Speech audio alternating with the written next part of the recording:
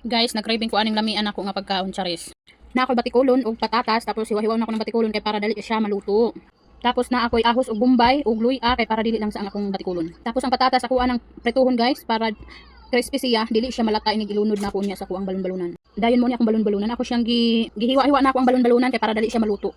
Crispy ho na ako. Karon magsugod na ako gisaan ning ahos na ko. O brown na ako na siya tapos ning pikas mo balon-balunan prito na nako na siya guys kay para igo na lang ko maghulat nga mag-browning ako ang bombay. I-mix-mix ra na nimo guys, parehan nimo, mix-mix lang nimo. Need na tuluto ng bombay kay para humot siya ba, lami ang kaon ni Maring. Tapos kani guys, pwede nan guys, mix-mix na nako ning ako ang bombay na ana siya luya para dili lang sa batikulon.